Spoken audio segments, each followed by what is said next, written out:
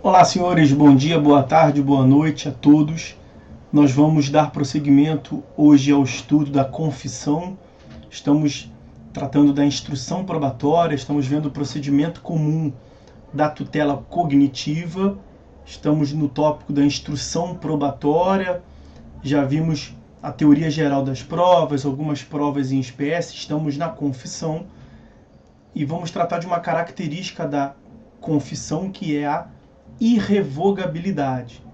No vídeo anterior, nós conversamos sobre a indivisibilidade da confissão e nesse vídeo eu quero tratar com os senhores a respeito da irrevogabilidade da confissão. E a previsão normativa encontra-se no artigo 393 do CPC, do Código de Processo Civil, que dispõe que a confissão é irrevogável, mas pode ser anulada se decorreu de erro de fato ou de coação. Percebam que o artigo 214 do Código Civil não é CPC, tá? É do Código Civil. Vejam que o Código Civil tem um capítulo da prova, né? Começa lá no artigo 212, ó, salvo negócio. Aqui se impõe forma especial. O fato jurídico pode ser provado mediante confissão, documento, testemunha, presunção, perícia. Na verdade, tem outras modalidades de prova, como a ata notarial, por exemplo. Isso seria uma regulamentação melhor, mais aprofundada pelo Código de Processo Civil. Mas o artigo 214 do Código Civil vai dispor lá que a confissão ela é irrevogável, mesma redação, podendo ser anulada se decorrer de erro de fato ou de coação. 214 do Código Civil, 393 do Código de Processo Civil tem a redação idêntica.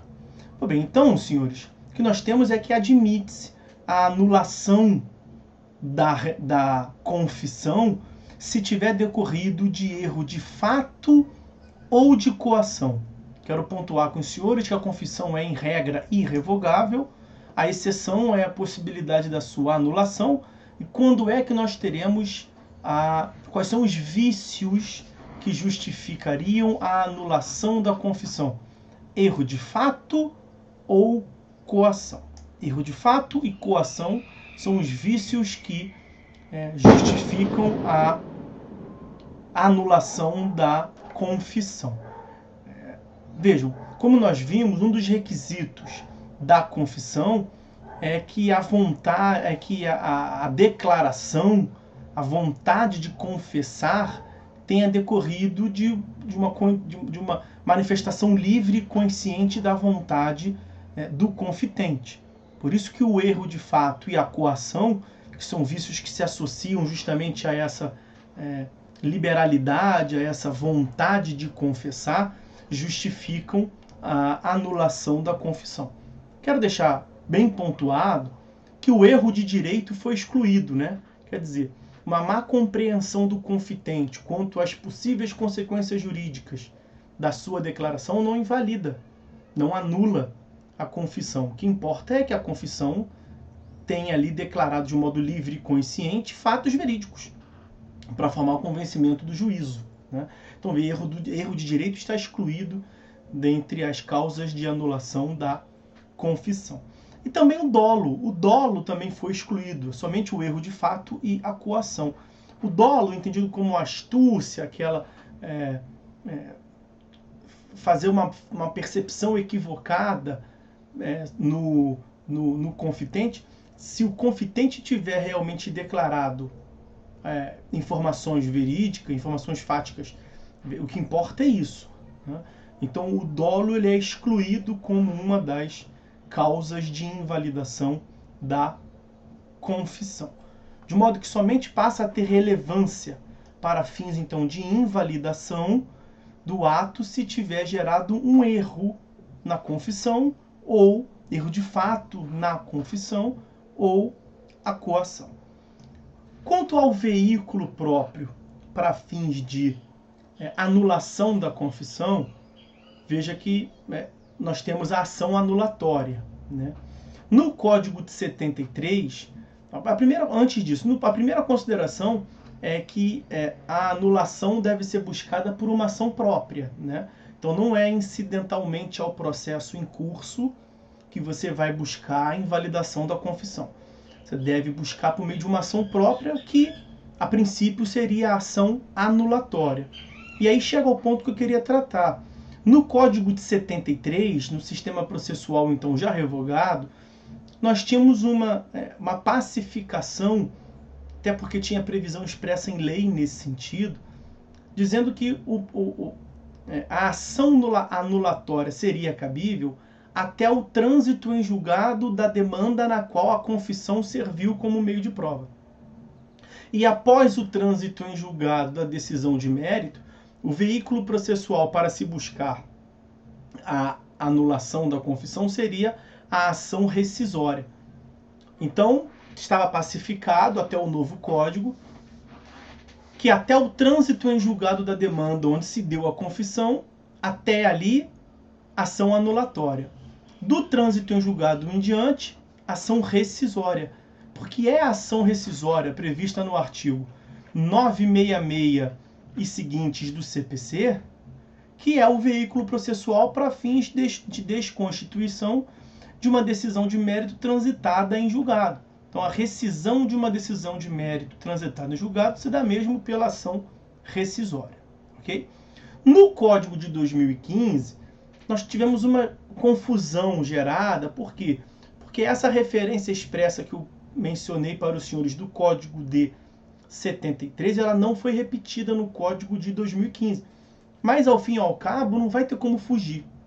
Então, quer dizer, o Código não previu que após o trânsito em julgado, a anulação da confissão se daria por ação rescisória. Não há previsão. Mas não tem como ser diferente, a verdade é isso. Porque a ação anulatória, que estamos vendo que é o veículo próprio, a ação anulatória, ela terá aptidão no máximo para a anulação da confissão.